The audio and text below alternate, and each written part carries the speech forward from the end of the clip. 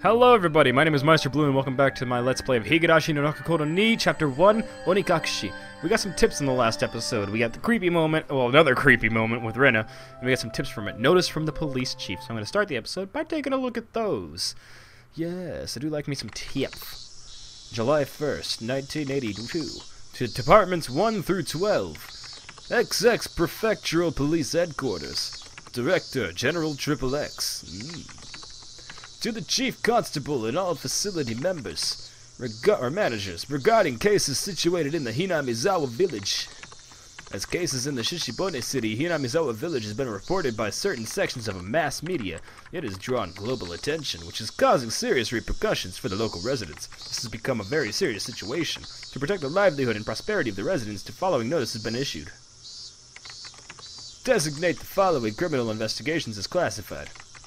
Okinomiya Station, 1982, case number X. Hinamizawa Village housewife murder, dated June XX. Okinoma Station, 1982, case number X. Hinamizawa Village student disappearance, dated June XX. 2. Non-disclosure of information. Okinomiya. I'm doing it! I just keep thinking I'm messing up. 1979, case number X. Hinamizawa Village site foreman murder, dated June XX. Shida Station, 1980, case number X. Shida National Park falling incident, dated June XX. Okinomiya Station, 1981, case number X. Hinamizawa Village Shinto priest's wife's disappearance, dated June XX. Stop auto-going! I don't have auto turned on! 3. Requesting self-restraint from each organization concerning the release of sensitive information. Please see attached reference materials 1, 2, and 3. Management, XX Prefecture Police Headquarters. Internal line, quadruple X. Police Affairs Department, XX. Okay, I didn't have auto turned on, thank you very much, so you could have let me choose that I wanted to go around. But no, whatever. Whatever. Fine, I don't even care. I don't even care. I don't care. Just kidding, I really do care. It hurts my feelings.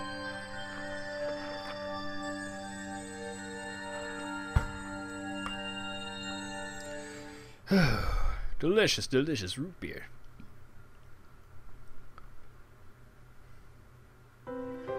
Weariness and a headache. Not a very nice way to start the day.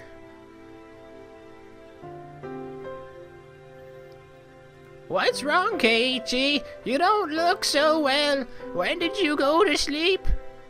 It seemed that my mom had noticed my sullen state. Yesterday I kept on waking up in the middle of the night. Without a doubt, I felt a presence. I felt the presence of someone standing in front of my door. I told myself repeatedly that it was my imagination and forced myself to try and sleep.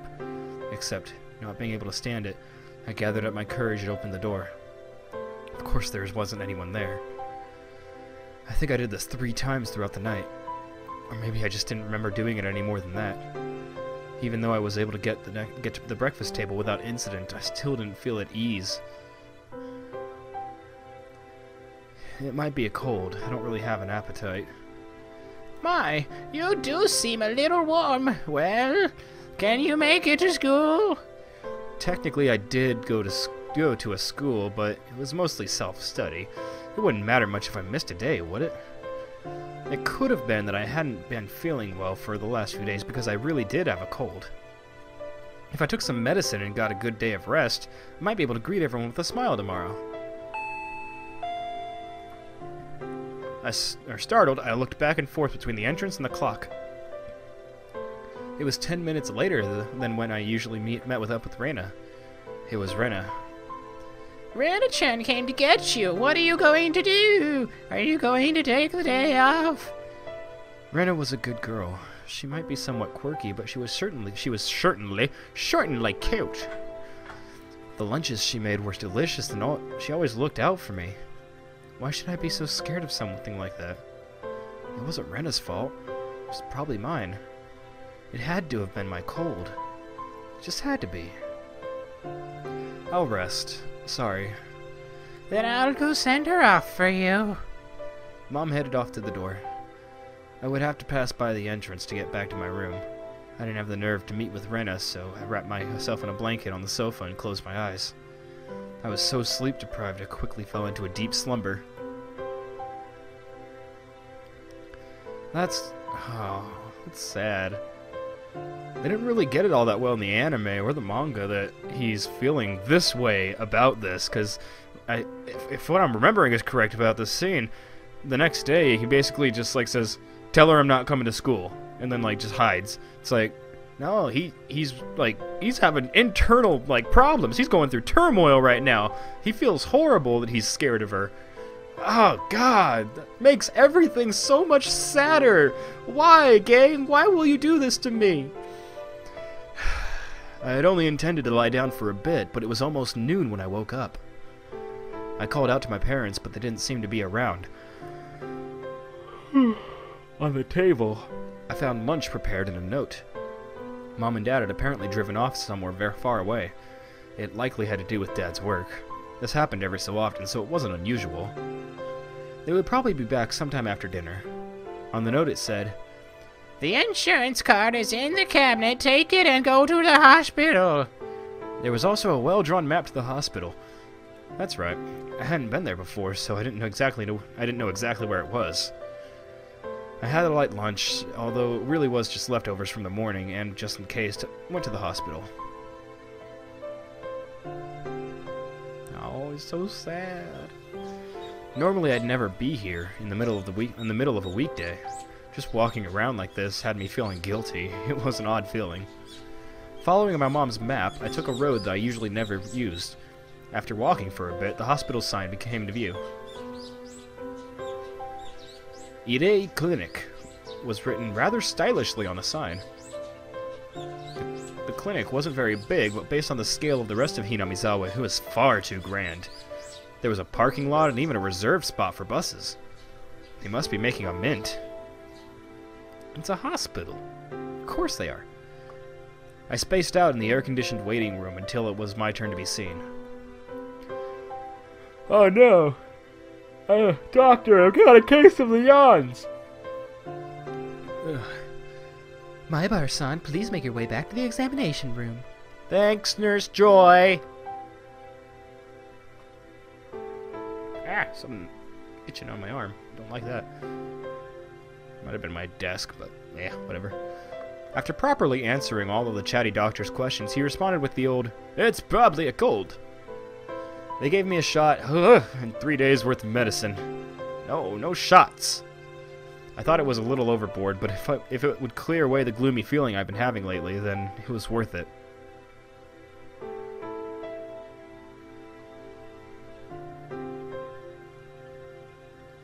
I settled the bill and took a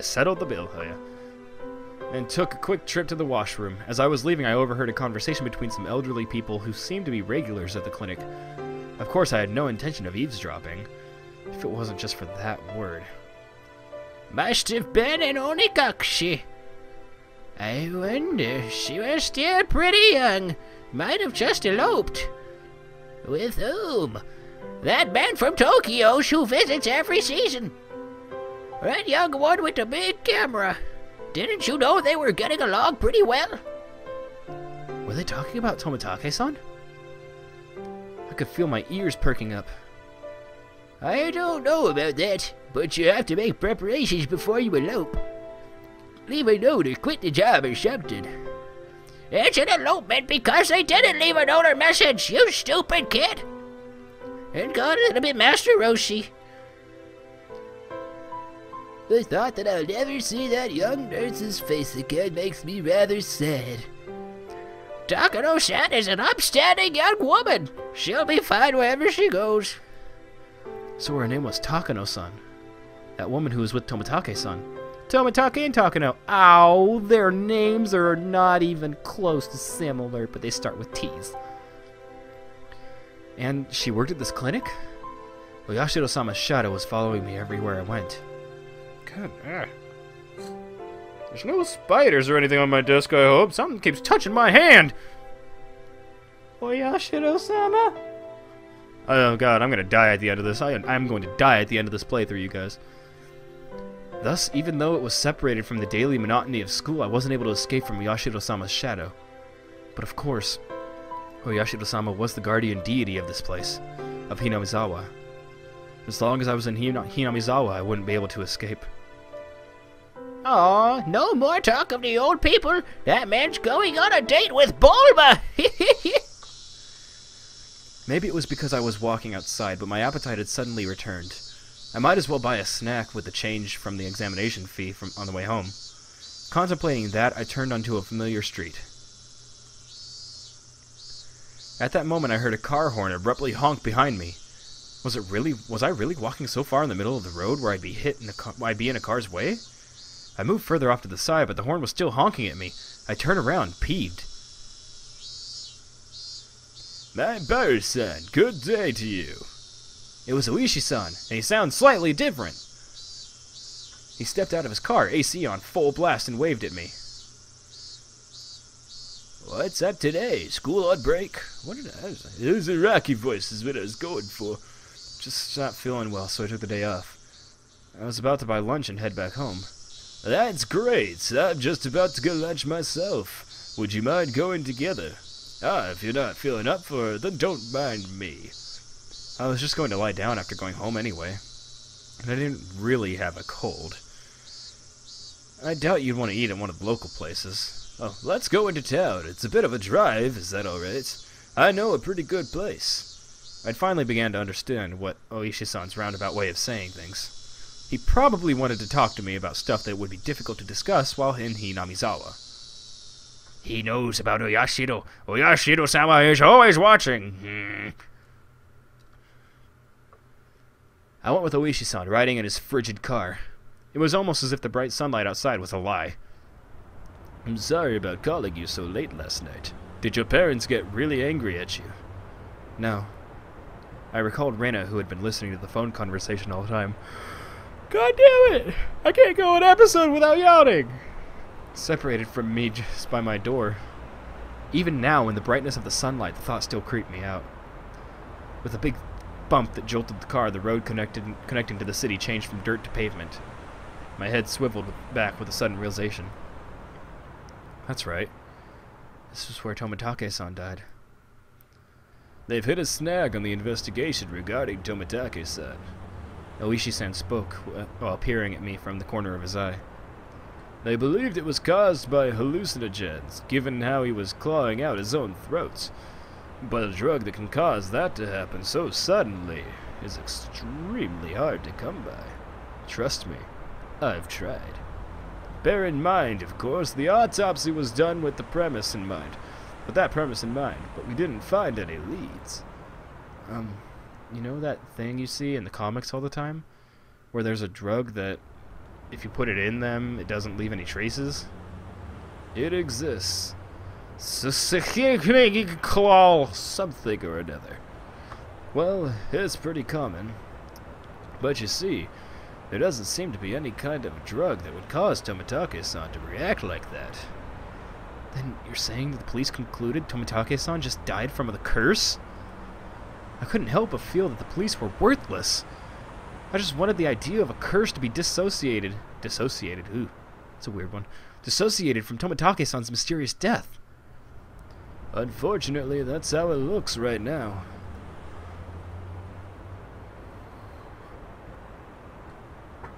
All of the yawning. Without a doubt, he was surrounded by a group of people and had taken a beating before he died. That was no curse, but an incident that unquestionably involved other humans. It made me a bit relieved. Ooh, are we going to Angel Mort? I want to go to Angel Mort. They got pretty girls there. We passed in front of the rather desolate, but still busier than Hinamizawa, train station. The car pulled into a restaurant parking lot, and I followed Oishi-san into the shop. Angel Mort? Angel Morto? It was pretty crowded, but there were only adults at this hour. Of course, there wouldn't be any children in here in the middle of a weekday. 2, please, non-smoking. This way, please. When are you ready to order, please? Or when you're ready to order, please call me over. We were led by a peculiarly dressed waitress to our table. I sat with Oishi-san in the booth. Yay, we're at Angel Mort. I'm so happy. So, what do you think? Aren't the waitress's outfits here cute? Huh? Well, I guess. This shop is always quite big. I can imagine. It's more about the waitresses than the food, you see. Uh-huh. Oishi-san, you're leering. Huh? Am I really?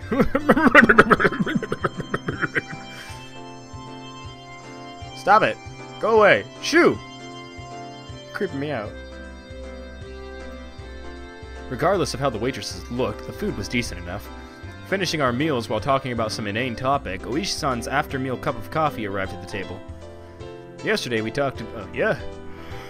Son of a bitch. God, more caffeine! Justin took it up to my veins!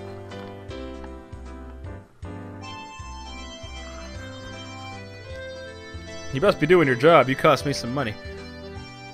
Yesterday we talked about Hinamizawa's past, didn't we? Yeah, that it was the village of man-eating demons or something like that. I didn't know much about it myself, so I asked my grandmother about it this morning. Oishi-san took out the notepad that was stuffed into his breast pocket. Turns out that Hinamizawa used to be called Onikakushi, or Ogre's Abyss. Onikakushi? That's quite the name. The name is still around. The marsh where the Shinto's priest's wife drowned herself is still called Ogre's Abyss.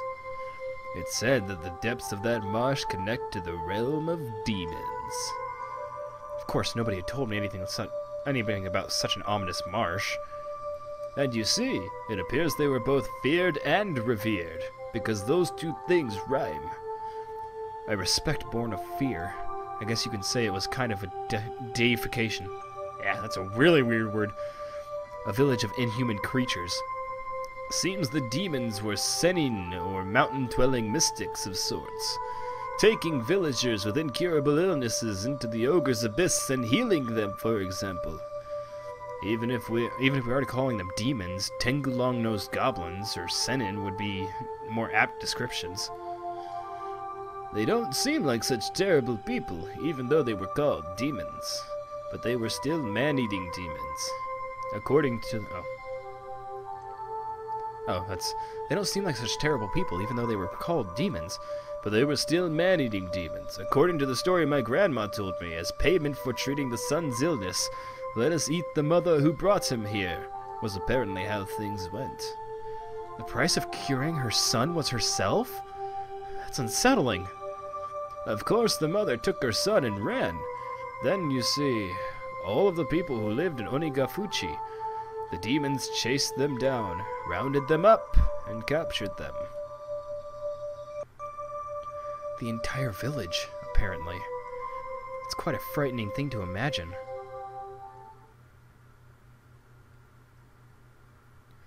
In the end, it seems both the mother and son were caught and eaten. The end. There's a problem with this story. Both witnesses in the story were eaten, so nobody would be able to tell the tale. Huh? Well, there are plenty of old fables like this. In contrast to the ghastly tale, Oishi-san laughed heartily and while sipping his coffee. That'd be very hard to do. But, well, there are quite a few other tales, where the demons from Onikakushi band together to capture their prey. I recalled that Mion had said all the villagers united and fought against the dam construction. I saw similarities with how that part about unification overlapped. Normally they hunted down a single person and they chose who it was going to be beforehand. Huh? That caught my attention. Oishi-san also appeared to be pondering what it meant. Caffeine, you failed me! Snap my back, neck. Ugh. Gross everyone out. My grandmother told me you must never interfere with the demon's hunt. You should just hole up in your house and hide under your covers, she said. So what does this all mean? It means you mustn't ever help or protect the prey. As long as you don't disturb the demon's hunt, no harm will fall upon the villagers. It seems there's that kind of rule. Basically, don't help the victims. Pretend you didn't see the atrocities, or in other words, what happens if you break the rule? Well, they're man-eating demons after all. Many parts of that tale caught my attention. Parts of the story he told me overlapped with his theory that the perpetrators were all the village families. Even if it wasn't the whole village, it was conceivable that the villagers were hiding under the covers and leaving them to die when there's a group that was on their hunt, wasn't it? I didn't dare speak it. Then, Oishi-san, I guess it looks like it's either the village families or a group of villagers perpetrating the crimes. What do you think, Maibara-san? Huh, excuse me. Another cup of coffee, please, and make it Irish. Thank you all for watching. I've reached my time limit, so I'm gonna call it right here. Getting deep into the stuff, you guys. Deep into the stuff. I wonder if I'm probably like more than 50% through this game. That's awesome, but depressing, because I want this to keep going. I want all the other chapters. I want it all. Thank you all for watching, and I'll see you all in the next part, hopefully. Until then, everybody, peace out.